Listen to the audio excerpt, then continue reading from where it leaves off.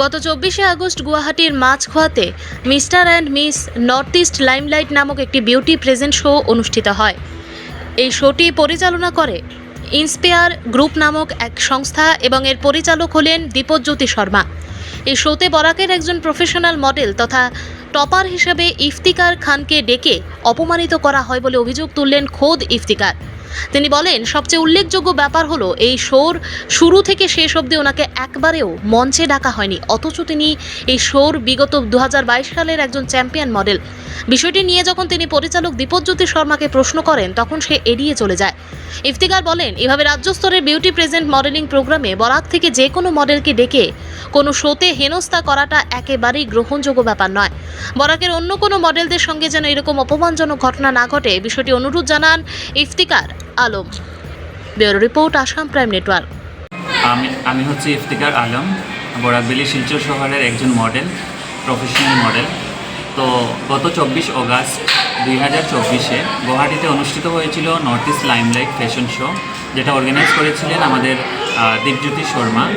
তো সেই ক্ষেত্রে আমাকে ইনভাইট করা হয়েছিল এজ এ শো স্টপার। কারণ হচ্ছে 2022-এ আমি ওনারই শোয়ের একজন উইনার ছিলাম। তো সেই ক্ষেত্রে উনি আমাকে ইনভাইট অফিসিয়ালি করেছিলেন। তো আমি সেই ইনভাইটটা পেয়ে আমি রীতিমতো ঠিক টাইমে বা ঠিক ডেটে আমি ট্রেন করে ওখানে পৌঁছি, হোটেল বুক করি। হোটেলে থেকে 20 অগাস্টের সকাল দিকে গিয়ে পৌঁছাই গুয়াহাটিতে। আপনারা সবাই জানেন হয়তো বরাক থেকে গুয়াহাটি পৌঁছতে অনেক কষ্ট হয়, কারণ দুর্যোগ ব্যবস্থার জন্য। তো রাস্তাঘাটের এত কিছু ফেস করে আমাকে পৌঁছতে হয়েছিল এখানে। আমি হোটেল বুক করে হোটেলে থেকে আমি বিকেলবেলা সঠিক টাইমে আমি উপস্থিত হই সেখানে। আইটিএ মাছখোয়াতে সেই প্রোগ্রামটা হয়েছিল। তো আমি পৌঁছার পরেই সঙ্গে সঙ্গে আমি দীপজ্যোতি শর্মাকে অবগত করি যে আমি এসেছি। তো উনি আমাকে বলছেন বসার জন্য, তো আমি ওয়েট করছিলাম। তো আমার যে কাজটা ছিল এখানে গিয়ে এজ এ শো স্টপার আমার একটা ওয়াক থাকতো বা আমাকে ফেলিসিটেশন করা হতো। তো আমি দেখলাম যে একটা ক্রাইটেরিয়া ক্যাটাগরির সব পর্ব শেষ হওয়ার পর পর্যন্ত আমাকে ডাকা হয়নি। একবার উনি ডেকেছিলেন শো স্টপার স্পেশাল ওয়াক হবে বলে, কিন্তু 1-2জনকে ডেকে উনি আমার নামটা মেনশন করেননি। তো যখন উনি আমার নামটা মেনশন করেননি তখন আমার একটু খারাপ লেগেছিল, কারণ আমি অনেক দূর থেকে গিয়েছিলাম।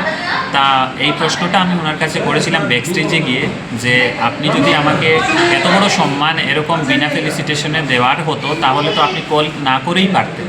কারণ আমি এখানে সম্মান নিতে এসে আমার মনে হচ্ছে মোর দেন রেসপেক্ট আমি পেয়ে গেছি, যেহেতু এজ এ উইনার আমাকে ইনভাইট করে স্টেজে ডাকা হলো না। আর যখন আমি এই প্রশ্নটা জিজ্ঞেস করেছিলাম তখন অর্গানাইজার মিথ্যামিথ্যি আমাকে বলছেন যে উনি বারবার অ্যাঙ্কার দিয়ে ডেকেছিলেন। যেহেতু আমার কাছে ওই ভিডিওটাও আছে যে উনি অ্যাঙ্কারের মধ্যে 2জনকে ডেকেছিলেন, তারপরে স্পেশাল ওয়াকের জন্য ডেকেছিলেন, কিন্তু আমার নাম সেখানে ছিল না।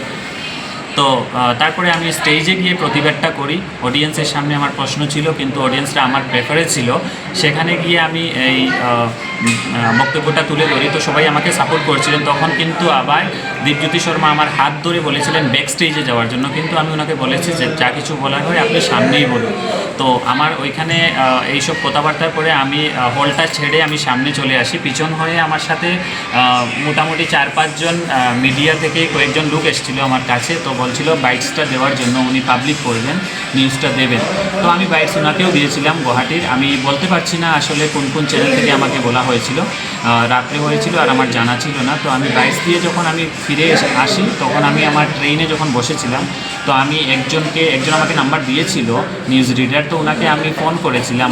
তো উনি তখন আমাকে বলছিলেন যে বাকি প্রেস যারা ছিলেন ওদেরকে দীপজ্যোতি শর্মা নাকি বলেছে যে তোমরা একটু ম্যানেজ করে নেও, লাগে একটু টাকা নিয়ে নাও, এরকম একটা বলেছিলেন উনি। তো তারপরে আমি ওনাকে বলছি ঠিক আছে, কোনো ব্যাপার না, আমি শিলচরে গিয়ে প্রেস কনফারেন্সটা করব, আর শিলচর থেকেই আমি পাবলিসিটিটা করিয়ে নেব, সেটা আমি বলেছিলাম। তো তার জন্যই আমি আজকে প্রেস কনফারেন্সটা আমি ডেকেছি। আর আমার মনের বক্তব্য যে আমি এখানে গিয়ে ইনসাল্ট ফিল করিনি। অ্যাকচুয়ালি ইনসাল্ট তো উনি নিজেই হয়ে গেছেন, যেহেতু ওনার উইনার একজন। আমি উইনারকে যদি উনি রেসপেক্ট করতে না পারেন, তাহলে আপকামিং যে ইউথ মডেল উনি নেবেন বা ওনার এখানে যাবে, ওদেরকে কিভাবে উনি রেসপেক্ট দেবেন বা সম্মান দেবেন? কেউ তো এরকম হলে তো যাবেই না, অনেক চিন্তা করতে হবে। তাছাড়া এটাই মেনশন করব যে ওনার আমি যখন ভিডিও কনফারেন্স করেছিলাম, তো ওইখানের মধ্যে কিছু উপযুক্ত মানুষ আছেন যারা এখানে কমেন্টও করেছেন যে এরকম ওনাদের সাথে অলরেডি হয়ে গেছে এই ব্যাপারটা, যে ডেকে নিয়ে যাওয়া হয় কিন্তু ভালোভাবে ফেলিসিটেশন বা ওনারকে কোনো রেসপেক্ট সম্মান দেওয়া হয়নি। আমি নাম বলবো না।